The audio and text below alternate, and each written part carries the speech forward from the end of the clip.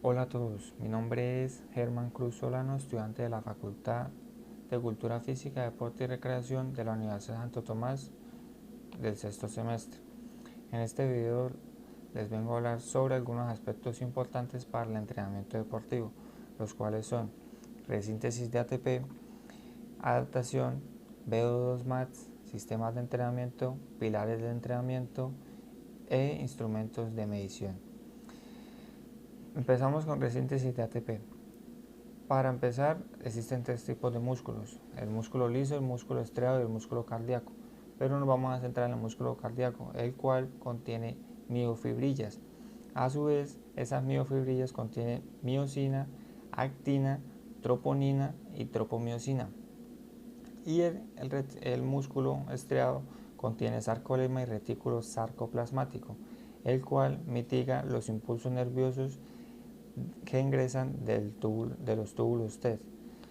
Las drinodrianopirinas, que se encuentran en el retículo sarcoplasmático junto a la cisterna terminal, generan una despolarización del sarcolema y envían calcio a las moléculas de actina y miocina, el cual el calcio es un propulsor para la contracción muscular. El calcio, cuando llega a las cabezas de actina y miocina, genera que el ATP se libere en ADP y fósforo. Y esta liberación de ADP y fósforo es gracias a la enzima creatinquinasa. Y el ATP que quedó libre después de la liberación de ADP lo recoge o lo toma la fosfocreatina. Y esta fosfocreatina es una vía metabólica en la regeneración del ATP, de las cuales existen tres vías metabólicas: el ATPPC, que ATP fosfocreatina, la glucolítica, que se puede dividir en dos: glucolítica completa y glucolítica con liberación de ácido láctico, y la lipolítica. Los carbohidratos, las proteínas y los ácidos grasos generan una metabolización que terminan en una vía metabólica. Todas las vías metabólicas generan un acetilcoenzima, las cuales viajan a través de la membrana interna de la mitocondria y generan GTP, NAD y FAT. La primera vía metabólica que llega a la resíntesis del ATP es la ATPPC. Todo esto siempre se debe mirar dependiendo del estímulo. El ATPPC actúa dentro de 5 a 10 segundos. Es decir, que a mayor duración seguirán las vías metabólicas siguientes. Las tres vías metabólicas llegan a la mitocondria, la cual es el eje central de la energía del músculo, y se haría el ciclo de Krebs, que es lo anteriormente mencionado, que el calcio entra por los túbulos T, ingresa o se dirige hacia las cabezas de actina y miocina, desplaza el ATP, y el cual se disocia en ADP y fósforo, y el ATP sobrante lo toma la fosfocreatina para liberar NADH, que viaja por la membrana interna y llega a la mitocondria para iniciar otra vez el proceso. Luego hablamos de adaptación, que es la capacidad de los seres vivos para familiarizarse con el medio ambiente. Existen dos tipos de adaptación: la genotípica y la fenotípica. La genotípica, como su nombre lo dice, se basa en genes y según estudios es la base de la evolución y representa el proceso de acomodación de las poblaciones a las condiciones ambientales por medio de los cambios hereditarios y selección natural. Y la fenotípica es aquella que se da mediante un proceso adaptativo de un individuo a través de la vida como respuesta a influencias de diferentes factores ambientales.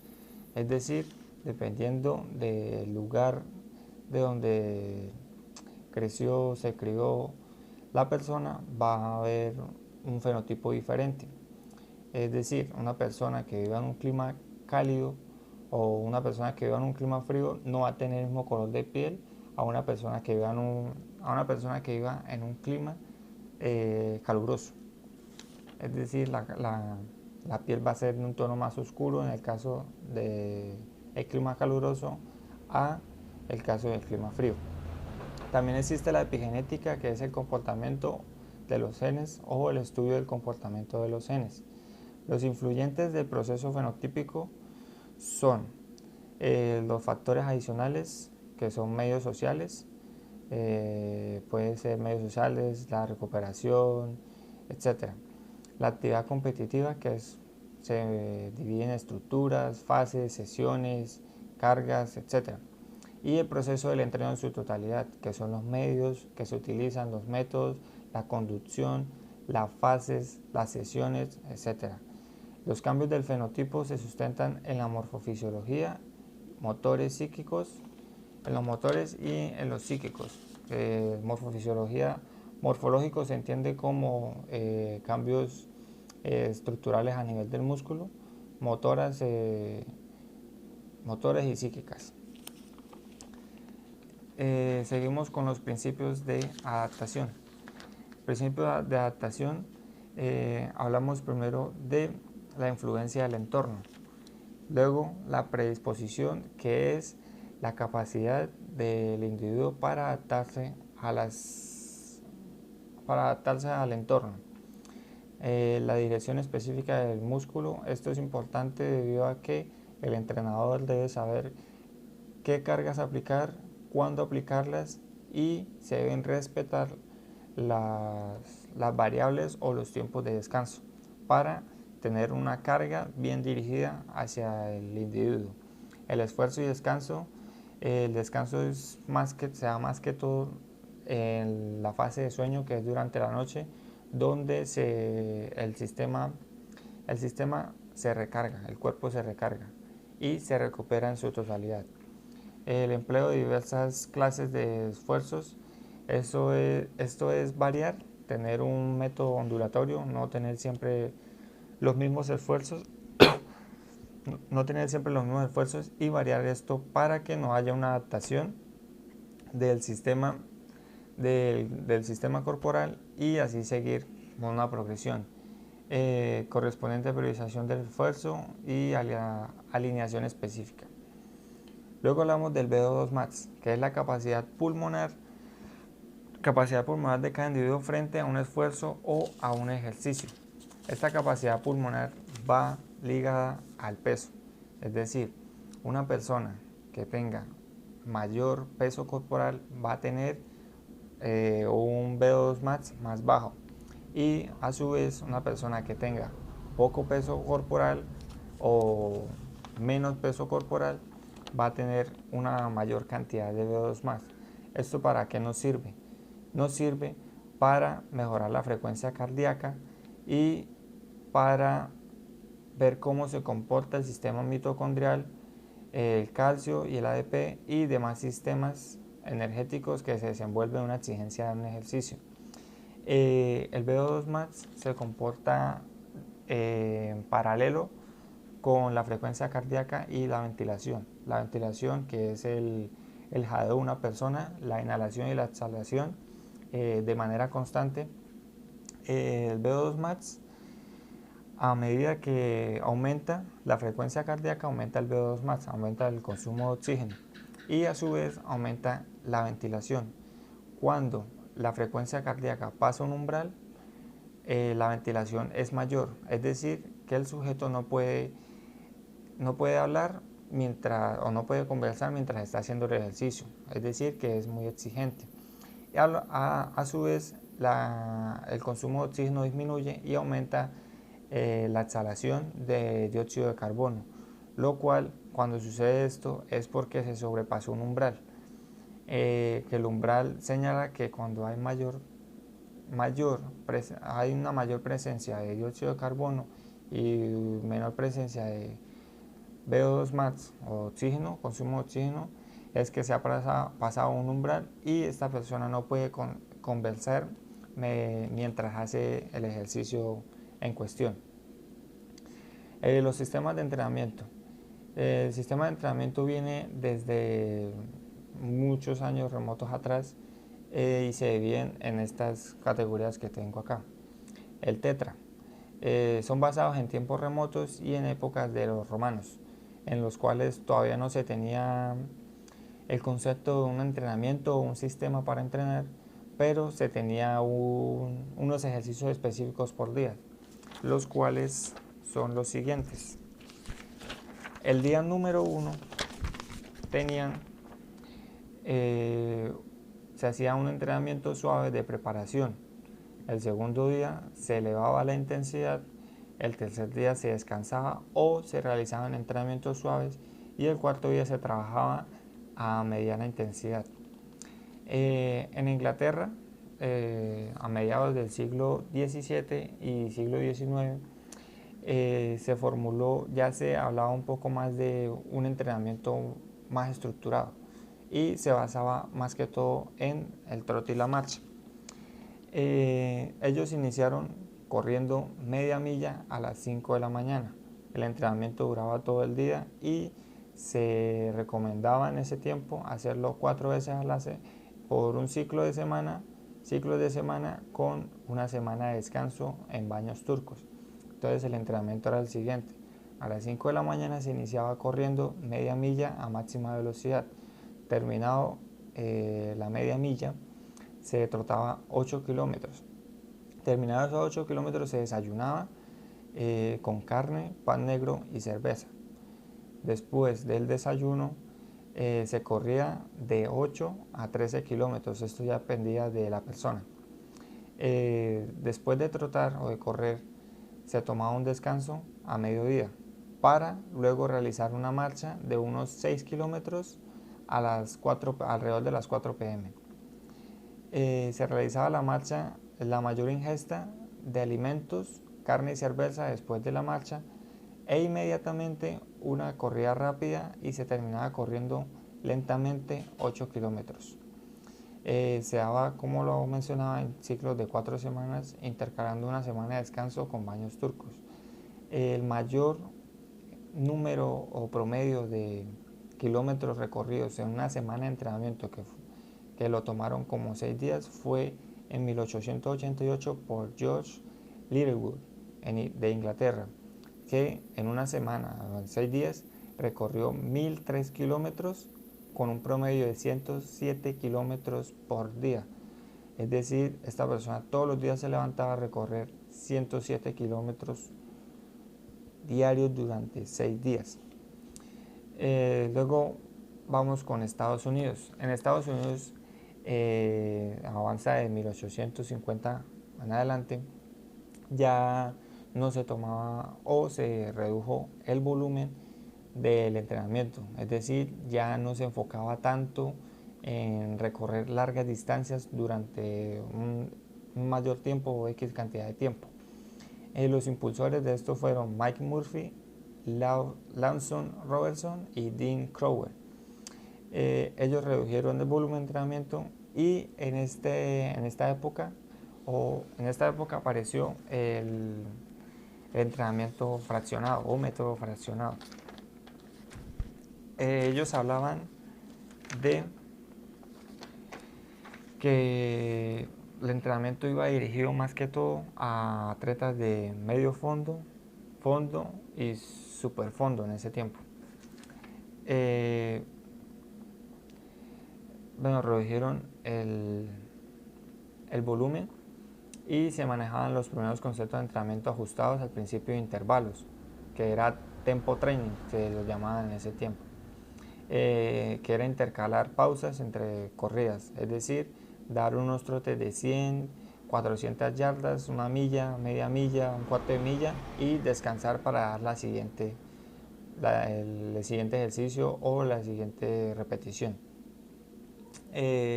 Como lo había mencionado, se introdujeron los esfuerzos fragmentados de la distancia total de la competencia. Luego pasamos a Finlandia de 1912 a 1939. Kuilemäen, Pikala y Nurmi trabajó netamente para fondistas. Paavo Nurmi fue uno de los mayores propulsores de este tipo de entrenamiento para fondistas, porque voy a citar el entrenamiento que él tenía en dicha época. Él recorría en pista él se levantaba a recorrer entre 80 y 400 metros, entre 80 y 400 metros de pista a máxima velocidad. Después de esto desayunaba y retomaba en la tarde con el cross country, intercalando corridas aceleradas y marchando cada 600 metros, para terminar realizando un apronte de sobre 400 metros y se daba un baño en sauna y posterior un masaje. Luego, para finalizar, marchaba de 1 a 2 horas durante la noche. Y Pinjala daba alternancia y él daba cargas ondulatorias entre el trabajo y la recuperación. Es decir, ya era un sistema más estructurado a lo que conocemos hoy en día, algo semejante. Un sistema ondulatorio en el cual se administran bien las cargas y sus tiempos de recuperación. Él fue en Finlandia de los primeros que habló de que a mayor intensidad menor volumen y viceversa, a menor intensidad mayor volumen. Luego pasamos a Suecia en 1930 hacia adelante. Gauss Holmer y Gustav Hollander fueron Gauss Holmer fue el propulsor del Fartlek y Gustav Hollander fue el del Voladen. Ellos enfatizaban sobre el contacto con la naturaleza. Ellos decían que el atleta no debía entrar en contacto con superficies competitivas o superficies en las cuales iba a competir antes de dicha competencia. Es decir, debía mantenerse al margen. Jus Holmer decía que la velocidad y la resistencia son cualidades funcionales que el deportista debe tratar de desarrollar de forma simultánea en sus entrenamientos y debe evitar, como lo he dicho, todo contacto con lugares competitivos antes de la competencia. Gustav Hollander rechazaba la actividad sobre elementos artificiales, es decir, él manejaba más que todo era trotes o entrenamientos sobre césped, y su método era una alternancia de trabajo duro y suave. Luego pasamos a Matveev con la periodización tradicional, que sus conocidas fases: periodo preparatorio, periodo competitivo y periodo transitorio. El periodo preparatorio para Matveev era la adquisición de la forma deportiva, para luego llegar al periodo competitivo, que era el mantenimiento de la forma competitiva, y el periodo transitorio, que era la pérdida temporal de la forma competitiva. Y aquí entra a jugar algo que se da en la ley de adaptación, que es el proceso de adaptación o la ley de supercompensación, que es cuando un sujeto está en su estado basal y se le aplica una carga, eso hace que el sujeto se desgaste. Cuando se termina de aplicar la carga, el sujeto empieza la recuperación.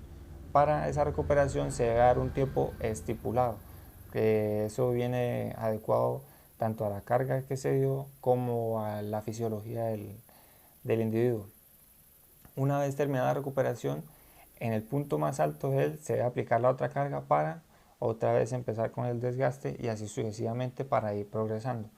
Esta carga se debe aplicar siempre en el punto más alto de la supercompensación. No se puede aplicar ni antes, ni después, ni apenas empezando el entrenamiento, la recuperación, perdón, porque si no, el atleta no va a tener el estado de forma o no va a progresar en su estado de forma. Continuamos con pilares del entrenamiento. Esto sugiere el desarrollo de las capacidades físicas relacionadas con la salud, que la condición física y el entrenamiento van de la mano para dar propósito a las capacidades físicas, las cuales se dividen en condicionales y en especiales. Las condicionales son las que conocemos como fuerza, velocidad y resistencia, y según algunos autores o algunos estudios también entraría la flexibilidad, pero eso ya es otro tema de discusión. Los parámetros de la condición física orientada hacia la salud, que son la resistencia cardiorrespiratoria, que ahí hablamos más que todo del músculo cardíaco, también en la fuerza y resistencia muscular del mismo músculo cardíaco para aumentar su composición corporal. Las leyes y principios del entrenamiento. La ley de Selve dice: son ajustes fisiológicos que realiza el organismo para adaptarse a una situación. Estímulo, equilibrio y adaptación. Primero se da un estímulo que lo podemos también asimilar con la carga. Después de esa carga se va a dar un equilibrio para mantener el sujeto estable, y luego se da una adaptación, la cual se da después de ciertas semanas entrenando con un peso determinado. Luego de esas semanas se debe modificar o variar el peso para que el sujeto se acostumbre a otro tipo de carga. También hablamos de la ley de Schultz, que es la teoría del umbral, que esta va de la mano con la teoría del estrés, la cual dice que para realizar el fenómeno anterior, que también tiene que ver con la ley de supercompensación, que viene en fases, que es la fase de alarma, la fase de resistencia y la fase de agotamiento, que también traduce como el desgaste, que ya les mencionaba cuando se aplica una carga, la recuperación, que es el tiempo que se da desde que se dejó de aplicar la carga hasta la supercompensación, que es el punto más alto al que llega el atleta después de una recuperación de vida. Esta ley de Schultz, que es la teoría del umbral, dice que para poder llegar a este fenómeno anterior que nombramos de la teoría del umbral, el estímulo debe ser lo suficientemente fuerte para generar un desgaste en el músculo. Es decir, para poder generar una ley de supercompensación o una ley de adaptación, el estímulo o la carga que apliquemos sobre el individuo debe ser lo suficientemente fuerte para generar un desgaste considerable. Pero también hay que tener en cuenta que hay que tener cuidado con la aplicación de esta carga, porque al aplicar una carga fuerte para un individuo se está jugando con el estado de forma deportiva más alto que él tenga, y con un sobreentrenamiento que puede llegar a una lesión. Es decir, se juega en un borde muy fino. Entonces hay que conocer muy bien al atleta para poder aplicar este tipo de carga de la mejor manera. Luego seguimos con los principios del entrenamiento y los principios del entrenamiento, los cuales son individualización, continuidad, progresión, sobrecarga y alternancia. La individualización es que un entrenador se enfoque en una sola persona, que cada persona es diferente. En la ley de supercompensación hay personas que necesitan menor tiempo para alcanzar su mayor estado de forma, otras necesitan un mayor tiempo. Esto depende de la fisiología que tenga cada individuo, de las cargas que se les aplique, pero más que todo sobre el individuo. La continuidad. Esto es seguir con la ley de supercompensación y adaptación. Es decir, una vez se ha dado la primera supercompensación, se aplica la siguiente carga y se da de la misma manera para que esa línea de supercompensación siga y siga aumentando, lo cual da que aumenta su estado de forma. La progresión es aplicar diferentes cargas para que no haya una adaptación del individuo hacia dichas cargas que se le aplican, porque si se aplica una sola carga o una carga unificada para todo el plan de entrenamiento, lo que va a hacer el atleta en un punto va a empezar a decaer, porque esa carga ya la asimiló. Entonces no va a generar una progresión en su estado de forma. La sobrecarga es tener en cuenta las cargas que se le dan al atleta, es decir, no incurrir en darle peso o carga de más al atleta que él no pueda soportar. Esto, si se da una sobrecarga, posiblemente se llegará a una lesión, que es lo que hablaba anteriormente, que la sobrecarga está en una línea o al borde con las cargas que se le aplican al individuo. porque se va a aplicar una carga muy alta, pero no tan alta como para generar una sobrecarga. Y la alternancia es alternar las diferentes cargas durante el entrenamiento. Luego hablamos de los instrumentos de medición. En este caso les voy a hablar de la báscula, el termómetro y el enconder. La báscula es un aparato utilizado para determinar el peso o la masa de los cuerpos, la cual cuenta con una plataforma horizontal en donde se colocan los objetos o la persona a pesar. Perdón. Antes se manejaba una balanza, la cual es el instrumento para pesar objetos, que puede presentarse como mecánica, muelle elástico, electrónica y calibración. Las electrónicas son las que conocemos hoy en día, que uno se para encima de una banda o de una plataforma metálica horizontal y ella da el número mediante una ecuación X que tiene dicho aparato o instrumento y nos da el resultado de nuestro peso corporal. La de calibración son las que se utilizan manualmente, las que nos paramos sobre la plataforma horizontal y tienen unos pesos delante nuestro, y esos pesos se manejan hasta encontrar un equilibrio en la báscula para que nos dé el peso exacto. La forma correcta de utilizar una báscula es una posición en cero, es decir, totalmente rectos, con las palmas de la mano mirando hacia el frente, totalmente quietos. Mirada horizontal, plantas de las manos extendidas descansando en los muslos y talones ligeramente separados, es decir, una posición cómoda. Luego hablamos del termómetro. El termómetro,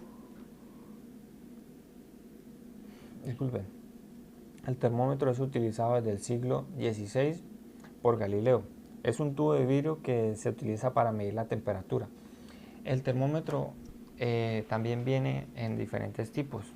Hay un termómetro que es de temperatura máxima, el cual después de haber sido retirado de la zona de calor donde se tomó la temperatura, durante unos minutos más todavía sigue marcando la temperatura máxima a la que llegó ese sujeto. Y está el de temperatura mínima, que funciona de la misma manera. Después de retirado de la zona de calor, durante unos minutos toma tanto la temperatura máxima a la que llegó el sujeto como a la temperatura mínima que estuvo ese sujeto. Existen termómetros de vidrio, que es una dilatación de un líquido alojado en el bulbo, y bimetálicos, que es la diferencia de la dilatación de metales como aluminio, níquel, etc. El encoder son sensores que generan señales digitales por el movimiento y se dividen en dos, rotación y lineal. Los dos unidos ayudan a calcular movimientos lineales de velocidad y posición. El encoder incremental son pulsos equitativamente espaciados por revolución del movimiento lineal, y en el encoder absoluto son mensajes digitales que representan la posición actual, así como su velocidad y dirección del movimiento. Muchas gracias por haber prestado atención a este video. Les habló Germán Cruz Solano, un video enfocado y basado hacia el alto rendimiento, hacia el entrenamiento de la mejor manera, conociendo la fisiología, la cual es una base muy importante para cada método de entrenamiento, y sus dichos principios, que también son, como lo mencionaba en un tema, son los pilares del entrenamiento. Muchas gracias y un saludo al profesor Guillermo Sáez.